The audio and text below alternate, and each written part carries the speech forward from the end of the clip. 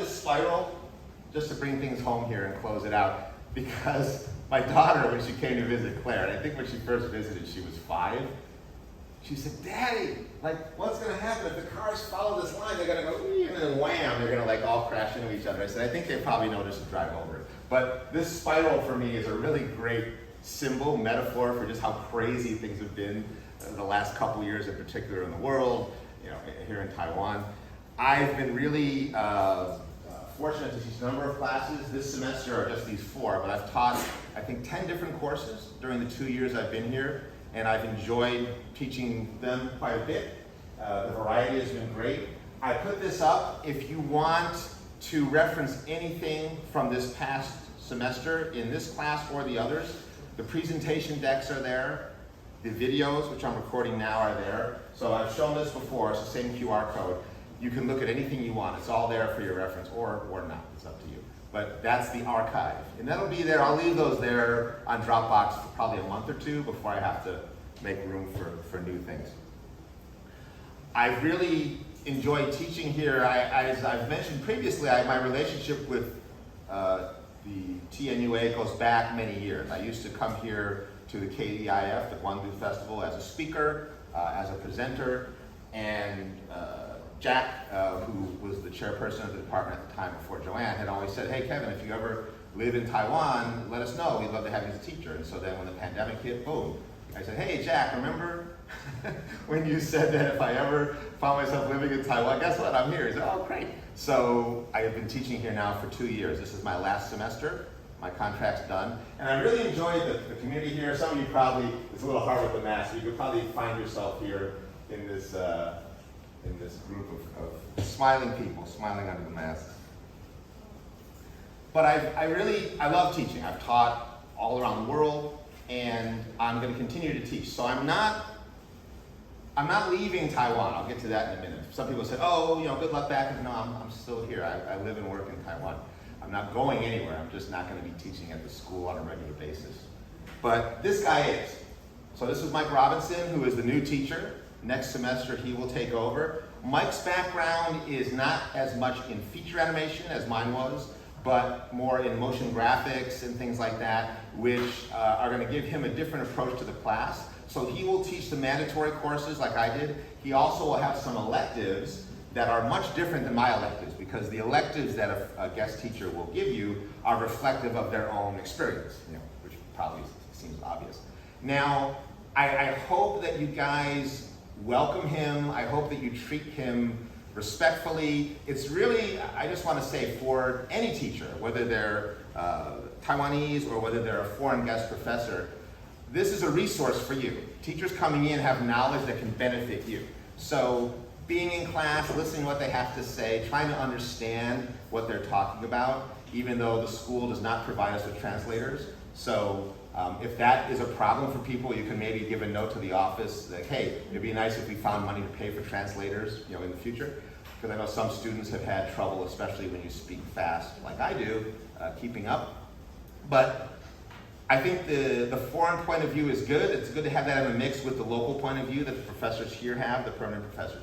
So Mike will start to, he's a great guy. I never met Mike until the Guangdu Festival, actually, the first time I saw him.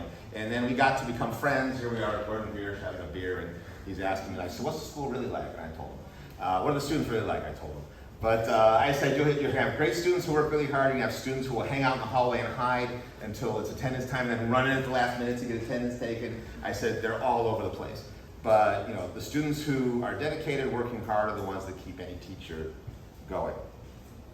I want to talk a little bit about dedication and working hard. I know this is not an easy time. There are 2 things that have affected the world and have affected Taiwan in particular. One, obviously, is the pandemic. The pandemic has not been easy on any of us. It's not over. We're going from pandemic, which is more of an acute emergency situation, to what they call endemic, where it's still around and we just kind of deal with it. And it's obviously affected the world in different ways. Things have not gotten easier because of the pandemic, we'll put it that way. So I understand everything from just focusing on your work to being able to even have time to come to school if you're sick or you have people in your family who are sick. I totally understand that. Also, we have our friends to the north who keep flying around poking in here and there, and that military stress and pressure and uncertainty doesn't make things easier either, right? It's a very intense time to be in Taiwan. I mention this because I'm not just here as some foreigner who pops in, all right, see you guys, good luck, and back to America. I live and work here, as I said. I have children here who I'm trying to give a good life to, who they are Taiwanese, their mother is Taiwanese, and I know that even if we're not talking about the immediate pressures of the pandemic, of military, life on this planet is not going to get easier, I don't think. When you talk, and I'm not trying to be depressing here, but just honestly, when you talk about economic opportunity, the climate, just the kind of authoritarian direction so many countries are taking, the aggression that we're seeing, the fact that this won't be the last pandemic. We had the first SARS, then we had this. There's going to be another one. It's going to be worse. Sorry, it's going to be much worse. That's the way it's going, right? As human beings encroach on animal territory more and more. So what am I trying to do? Make everybody cry? No, just be realistic. So my own approach with my children is, one, give them the best childhood, the happiest childhood they could possibly have, but also prepare them for when things get really shitty, right? And by prepare them, I mean make sure that they are confident, independent, creative in terms of their thinking, not just about their artwork, but about surviving on this planet. Like, what kind of job are they going to have? Can they rely on an employer at a company, or do they have to create their own opportunities? Those opportunities are probably going to change throughout their lifetime, multiple times. They may have 10 different things they do career-wise in the course of their life, and hopefully they have a long life as opposed to a shorter one. So these are not abstract thoughts for me, and these pressures that you guys face, I understand. I mean, I'm here, I'm in it. So I don't say this as a lecture, I say this as a friend. We all have to be the best version of ourselves we can be. We all have to take things seriously. That doesn't mean we're walking around worried all the time, but be serious about yourself, be serious about your future, even if it's uncertain. At least prepare yourself for whatever might happen. The great thing about creative people, artists, filmmakers, etc., is that you deal with uncertainty every day in your work, right? That feeling that, oh, in your stomach, like this isn't working, this is crap. A lot of people can't handle it, but you guys, all of you deal with that every single day. And that's a strength. That's something that you can use for your life, not just for your work. So I want you to keep that in mind. As I mentioned, I'm not leaving anywhere. I have had other schools say, hey, now your contract at TNUA is done, do you want to teach at our school? I'm like, thank you, but no. I'm focusing now on my company here. So my wife and I have a company here in Taiwan developing internet content, series, features in Taiwan with Taiwan talent such as yourselves, but for international markets. So you can scan this code, that's our company. You can keep in touch with me here. I encourage you to do so. We're in Taipei. I think it's in Heping is the neighborhood, the area. And I think there's a great promise and strength and opportunity here in Taiwan. But again, it requires engagement with the world. That's why I encourage you to write your report in English. That's why I encourage you to stand up and talk about it to the class on your feet with a microphone, is because just hunkering down in Taiwan, you can do that, there's nothing wrong with that, but I think what Taiwan has to offer the world, and we've seen that with microchips, right, with TSMC, just how important Taiwan is. The one big shield that Taiwan has is the fact that like 80% of stuff in the world, air conditioners, cars, my phone, use those chips.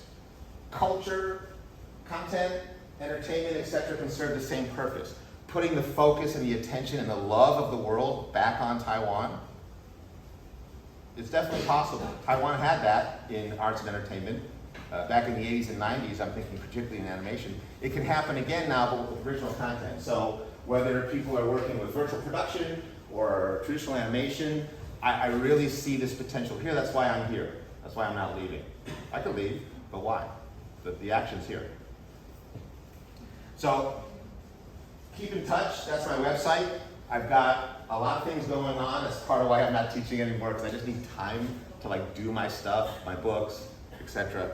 And I've got a blog where that's I think this class, or one of my classes, where I talk about different topics related to animation, technology, politics even at times. So every month, every few weeks or month, I have a new article there, sometimes a video. You can check that out. The QR code is here. So the one QR code you should keep is this one. This is me. So if you want to contact me by email, by Facebook, by LinkedIn, Messenger, whatever, it's all right there. Okay? And you've seen, I've shown that one before, but and I encourage you to keep in touch. When you get out of school, drop me a line and say, hey, Kevin, I'm out of school. Is there anything I can help you with? Ask. There might be something you could help me with. You never know. Okay? 谢谢大家. Thank you guys so much. It's been a pleasure. Thank all of you.